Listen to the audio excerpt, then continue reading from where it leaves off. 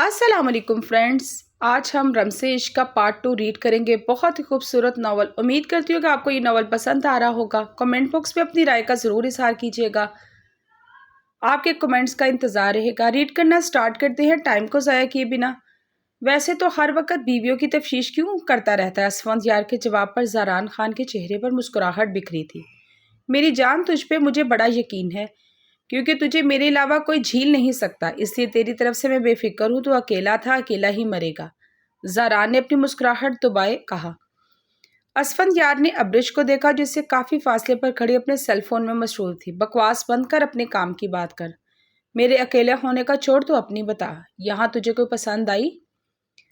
वहाँ कोई पसंद आई है? मेरी तरह तेरा भी अकेला मरने का इरादा है? वैसे अच्छी बात है, तू अकेला ही मरे, क्योंकि तुझे तो मैं भी झील नहीं सकता, क्योंकि और झीलने नामुमकिन है। असफंदयार ने जवाबी कार्रवाई की तो ज़ारान का बुलंद कहका गूंजा।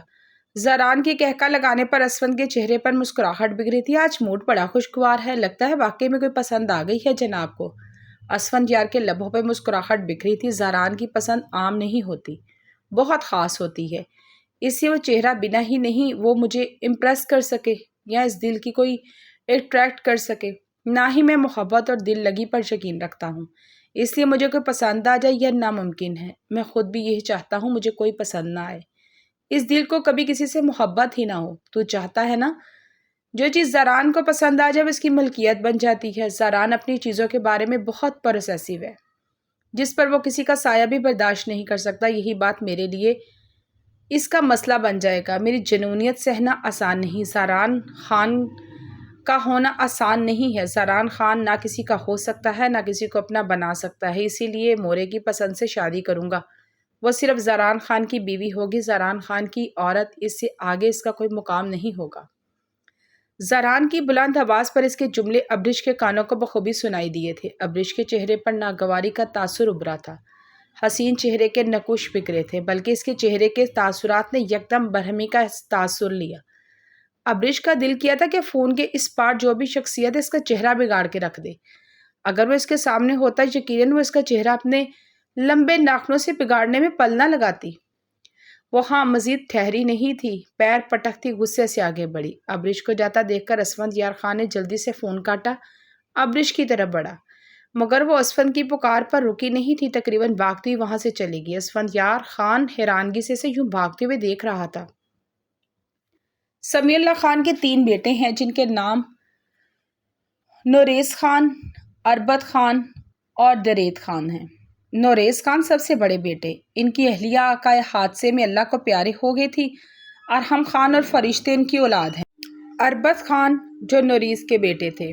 अरबत और आमीना खानम से ज़ारान खान और शहराम खान एक बेटी, जिसका नाम अबीर है।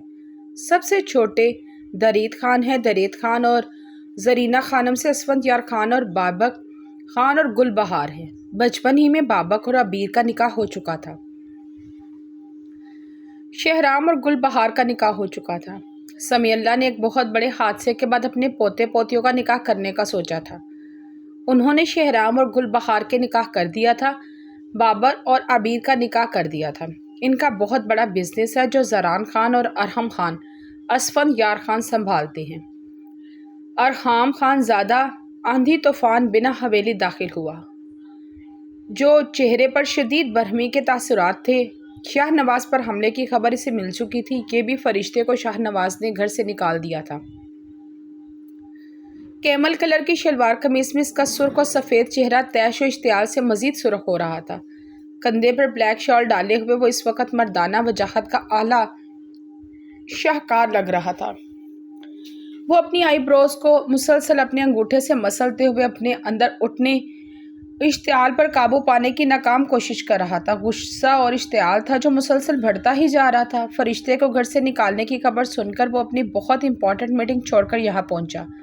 बाबर से बहस करना, इसे समझाना बेकार था। ज़ारान ने अपनी और बाबर से बहस के मुतालिक तमाम बात इसके गोश्तगवार कर दी थी। वो भी अबीर की वजह से खामोश हो गया था। अबीर इसे फरिश्ते की तरह ही अजीज़ थी। वो अपने गज़ो गज़ब पर काबज़ पाते सीधे अपने कमरे में दाखिल हुआ। खान तो माँ के پری گل مسکراتی ہوئی ارحم خان کی طرف بڑھی۔ ارحم خان نے ہاتھ کے اشارے سے اپنی طرف بڑھنے سے روکا۔ پری گل ارحم کا سنجیدہ رویہ دیکھ کر رک گئی۔ کیا ہوا خان، تم اتنا سنجیدہ کیوں ہو؟ اتنے دنوں کے بعد تم گھر آئے ہو، تمہیں دیکھتے ہی تمہارا منہ بن گیا۔ پری گل نے سنجیدگی سے کہا، کیا چاہتی ہو گل؟ میں کمرے میں آ کر تمہیں گلے سے لگاتا، بہت پیار کرتا، کیونکہ میری بہن کو تمہارے بھائی نے گھر سے نکال دیا ہے۔ ارحم خان نے بہت ضبط کیا اور کہا، ورنہ اس وقت اس کا پوری دنیا کو آگ لگانے کو دل کر رہا تھا۔ واہ خان واہ، اپنی بہن کا بدلہ اب تم مجھ سے لے گا، اپنی بیٹی پریزے سے لے گا۔ ایسا کرو خان، تم بھی ہمیں گھر سے نکال دو تاکہ تمہارے دل کو چین آ جائے۔ پری گل نے بھیگے لہجے میں کہا، گل میں تم سے کب بدلہ لیا؟ شاہ نواز نے پہلی دفعہ نہیں فرشتے کو گھر سے نکالا، کتنی دفعہ گھر سے نکال چکا ہے۔ ارحم خان نے پری گل کی بینکی آنکھیں دیکھ کر بے بسی سے اپنے ہاتھ کا مکہ بنا کر دیوار پر دے مارا۔ اس لیے میں نے تم سے کہا تھا خان، یہ وٹا سٹا نہ کرو، بھول جاؤ مجھے۔ تم نے کہا تھا کہ میں تمہیں کبھی شاہ نواز کی کسی غلطی کی سزا نہیں دوں گا، لیکن جب بھی فرشتے یہاں آتی ہے تم مجھے کٹہرے میں لا کر کھڑا کر دیتے ہو۔ مجھے کٹہرے میں کھڑا کرنے کی بجائے تمہیں بابر کا گریبان پکڑنا چاہیے تھا، کیونکہ اس نے تمہاری بہن کے شوہر پر فائرنگ کی ہے۔ اگر میرے بھائی کو کچھ ہو جاتا تو اس کا ذمہ دار کون ہوتا؟ خان بولو، جواب دو۔ پری گل چیخی تھی۔ پری گل آرام سے بولو، یہ چیخ کس کے لیے رہی ہو؟ میں تم سے بہت تحمل سے بات کر رہا ہوں، تم اس لیے چیخ کر کیا ثابت کرنا چاہتی ہو؟ ارحم خان کے آگے بڑھتے پری گل کی کلائی کو غصے میں اپنی آہنی گرفت میں لیا۔ کیونکہ خان میں ان پڑھ ہوں، تمہاری طرح امریکہ سے پڑھ لکھ کر نہیں آئی، اس لیے مجھے بولنے کی تمیز نہیں ہے۔ کہا تھا نا تم نے مجھ جیسی ان پڑھ سے شادی نہ کرو، مگر تم پر تو محبت کا بھوت سوار تھا۔ اب کچھ ہی سالوں میں تمہارا محبت کا بھوت اتر چکا ہے، ہم برے لگے تمہیں خان۔ اچھی بات ہے، میں پریزے کو یہاں سے لے کر چلی جاتی ہوں، تم رہو یہاں اپنی بہن کے ساتھ۔ پری گل اب اونچا اونچا رونے لگی۔ پری گل میں برداشت کر رہا ہوں، اس کا مطلب یہ نہیں کہ تم میرے سر پر سوار ہو جاؤ۔ اپنی آواز نیچے رکھو، اگر اب تمہاری آواز کمرے سے باہر نکلی تو تمہاری زبان کاٹ دوں گا میں۔ تمہارے بھائی کی عقل میں 2 منٹ میں ٹھکانے لگا سکتا ہوں۔ میں برداشت کر رہا ہوں، اسے وہ میری کمزوری سمجھتا ہے۔ جس دن میں بگڑا تو تمہارے بھائی کو زمین کے نیچے پہنچانے میں پل نہیں لگاؤں گا۔ مجھے بار بار مت یاد دلاؤ کہ میں نے کیا کہا تھا۔ میں نے تم سے محبت کی ہے، جس پر میں آج بھی قائم ہوں۔ میں اپنی بیٹی اور تم سے بہت محبت کرتا ہوں۔ شاہ نواز کے کسی عمل میں اپنی بیوی کو میں گھر سے نہیں نکال سکتا، کیونکہ داجی کی یہ تربیت نہیں ہے کہ کسی کی غلطی کی سزا کسی بے گناہ کو دوں۔ اب اپنے بھائی کو فون کرو کہ فرشتے کو یہاں سے آ کر لے جائے، ورنہ میری دھمکی سے صاف الفاظ میں پہنچا دو۔ ارحم خان ایک ایک لفظ غصے سے چباتا ہوا کمرے سے نکل گیا۔ ارحم خان زادے کے جانے کے بعد پری گل نے غصے سے شاہ نواز کو فون ملایا۔ شاہ نواز، کتنی مرتبہ سمجھایا ہے کہ تم کو فرشتے کو گھر سے مت نکالا کرو، تمہیں میری بات ایک دفعہ سمجھ میں نہیں آتی؟ پری گل شاہ نواز کے فون اٹھانے پر غصے سے بولی، کیا ہوا؟ تم اتنا کیوں بھڑک رہا ہے؟ شاہ نواز کی سپیکر پر اطمینان بڑی آواز گونجی۔ شاہ نواز، کیا ہوا ہے؟ یہ تم کہہ رہا ہے؟ تم فرشتے کو گھر سے نکالے گا، ارحم مجھے پھولوں کے ہار پہنائے گا؟ اس نے مجھے کتنی باتیں سنایا ہے، کیا بتاؤں میں؟ پری گل کو شاہ نواز کا اطمینان آگ لگا کیا تھا۔ پھولوں کے ہار نہیں پہنائے گا، مگر یہ بھی جانتا ہے وہ تم کو کچھ نہیں کہے گا، بہت پیار کرتا ہے تم سے اور پریزے سے۔ شاہ نواز کی بات پر پری گل نے اپنا ماتھا پیٹا۔ تھوڑا پیار تم بھی اپنی بیوی کو کر لیا کرو۔ شاہ نواز، کچھ ہوش کے ناخن لو، ارحم بہت اچھا ہے ہمارے ساتھ، مگر یہ مت بھولو فرشتے اس کا بہن ہے۔ پری گل نے گہرے سانس لیتے ہوئے شاہ نواز کو سمجھانے کی کوشش کی، نہیں آتا ہمیں اس فرشتے پر پیار۔ اللہ میاں کی گائے، تم لوگوں نے مل کر ہمارے سر پر تھوپ دی ہے، یہ سارا کیا دورہ تمہارا ہے۔ تمہیں بھابھی نہیں، خود کے لیے نوکرانی چاہیے تھا، مورے کو بہو نہیں اپنی خدمت گزار چاہیے تھا۔ یہ سب میں تم بھول گیا کہ ہم کیا چاہتا ہے۔ تم ہی ہم کو بولتا ہے کہ فرشتے کو ٹائٹ کر کے رکھو، پھر کیا مصیبت ہے؟ بابک نے مجھ پر گولی چلائی ہے تو کیا فرشتے کی اس بات کے لیے سر پر بٹھا دوں؟ شاہ نواز پری گل کی باتوں پر بھڑکتے ہوئے بولا۔ شاہ نواز، میں نے کب کہا کہ تم فرشتے کو سر پہ بٹھا لو؟ اسے جو بھی کہنا ہے، مگر گھر سے نکالنے کی کیا ضرورت ہے؟ اب تم یہاں آ کر فرشتے کو لے جاؤ، ورنہ خان کی گارنٹی میں نہیں دیتی۔ اب اگر خان نے تم پر حملہ کروایا تو اس کا نشانہ کبھی نہیں چوکتا، یہ بات تم اچھی طرح جانتا ہے۔ پری گل نے غصے سے کہتے ہوئے فون بند کر دیا۔ ارحم خان رات گیر لوٹا تو اس کے قدموں کا رخ پریزے کے کمرے کی طرف تھا۔ وہ 5 دن بعد حویلی آیا تھا۔ صبح پری گل نے جھڑپ کے بعد وہ پریزے سے ملے بغیر ہی ڈیرے پر چلا گیا تھا۔ شاہ نواز پر گولی چلانے کے بعد بابک سے باز پرس کی تھی، وہ کافی سختی سے سمجھایا تھا کہ اس کی حرکت پر وہ برداشت نہیں کرے گا، बाबा के से थोड़ा दुबता था, इसलिए इसने खामोशी से इसकी बातें सुन ली, मगर वो जानता था कि बाबर अपनी हरकतों से कभी बाज नहीं आ सकता। अब वो हवेली वापस आया तो परीजे से मिलने को बेकरार हो रहा था। कमरे का दरवाज़ा नॉक करने पर दरखशां ने दरवाज़ा खोला। अस्सलाम वालेकुम लाला। दरखशां ने नजरें झुकाए सलाम किया। परीजे सो रही है? और हमने संजीदगी से पूछा। जी लाला, वो सो रही है। इसे पता चल गया आपके आने का? मैं बहुत मुश्किल से सोई है। परी गुल बीबी ने इसे बहुत डांटा था परीजे को, वो रोता हुआ सोया है। दरख्शां ने बताने पर अरहम खानजादा अपने लफ्ज़ सख्ती से भींचे। वो जानता था परी गुल ने इसका गुस्सा परीजे पर उतारा होगा। वो अच्छी तरह जानती थी कि परीजे का रोना बर्दाश्त नहीं कर सकता, मगर वो हमेशा इसका गुस्सा परीजे पर उतारती थी। ठीक है, तुम जाओ, थोड़ी देर बाद आना। अरहम खानजादा संजीदगी से बोलता कमरे में दाखिल हो गया। दरखशां सर हिलाती वहाँ से चली गई। अरहम खानजादा कमरे में दाखिल हुआ तो 5 साला परीजे बेड पर सो रही थी। अरहम ने आगे बढ़कर सोई हुई परीजे के माथे पर प्यार के से बगूर देखता हुआ नरमी से इसके बालों में उंगलियां चलाने लगा।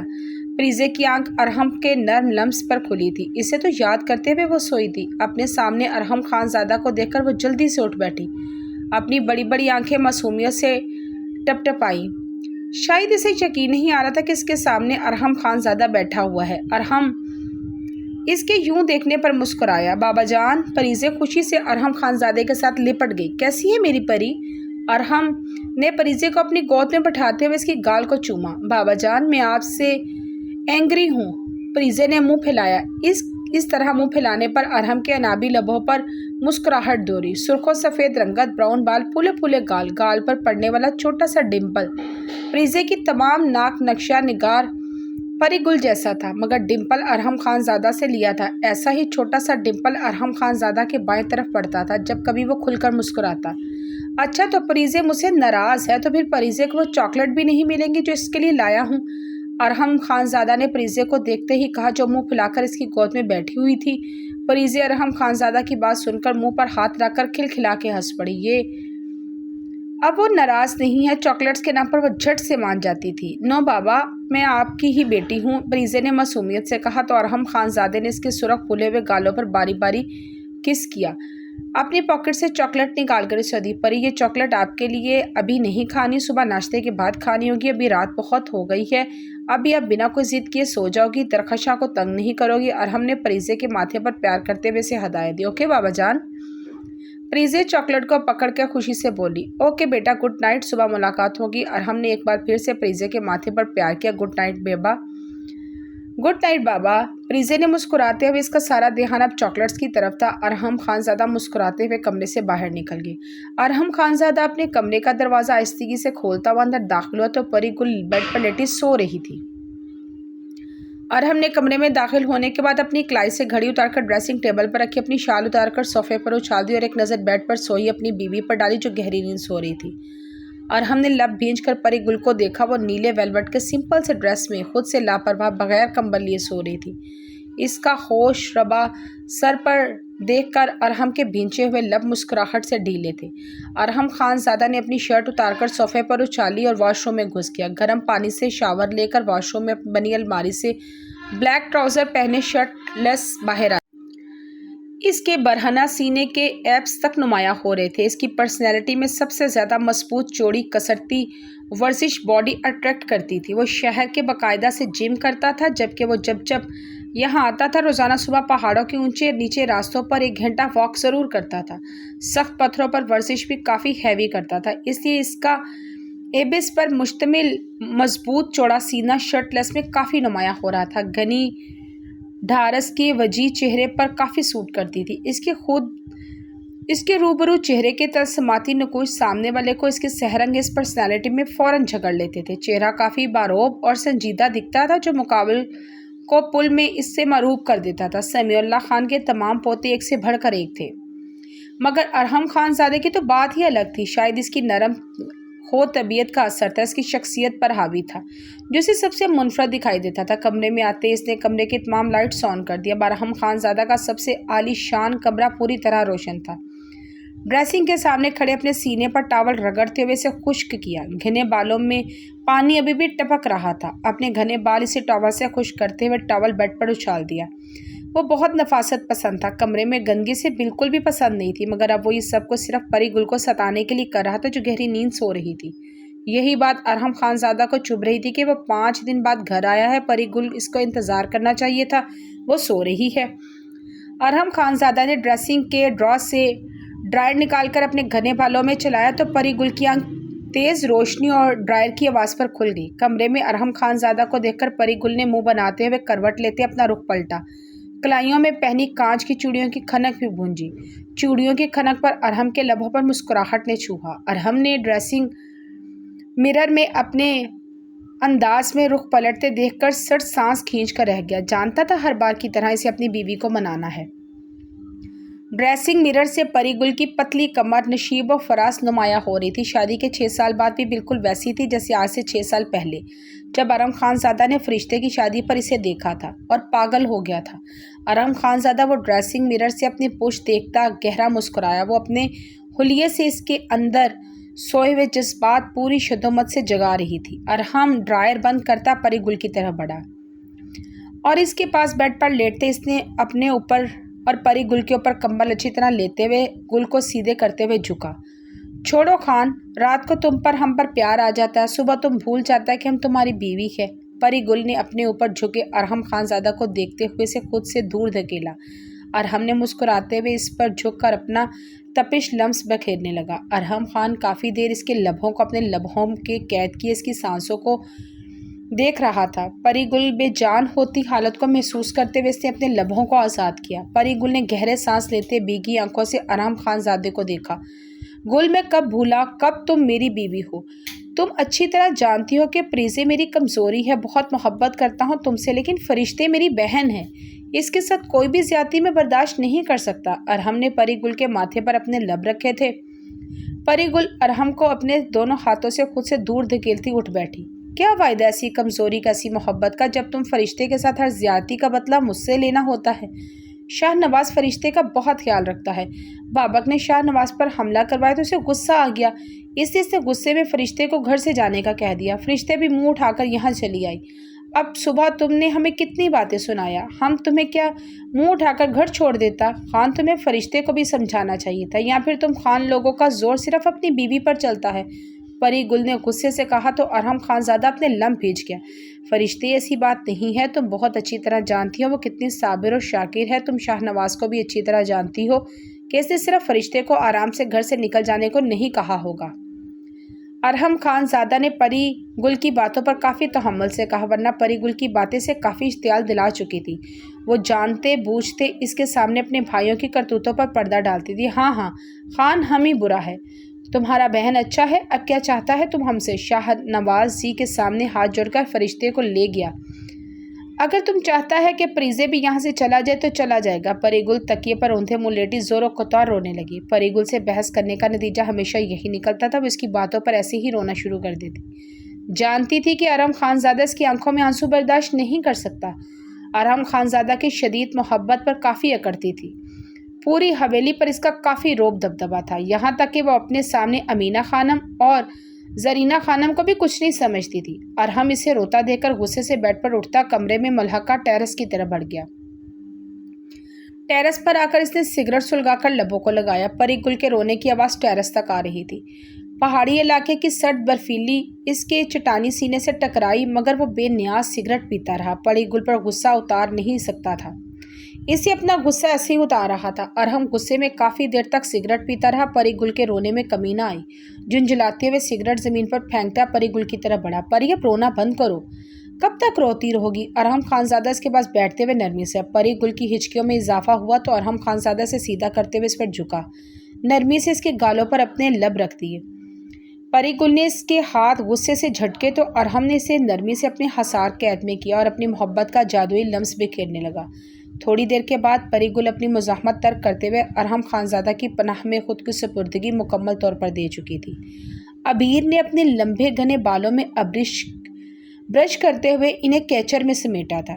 وائٹ دوپٹہ خود پر اچھی طرح اوڑھتے ہوئے اس نے اپنی بڑی سی بلیک کڑھائی والی شال سے خود کو اچھی طرح کور کیا ہوا تھا۔ اپنا کالج بیگ کندھے پر لٹکائے وہ کمرے سے باہر آ رہی تھی۔ کسی نے اس کی کلائی پکڑتے ہوئے خود کی طرف کھینچا۔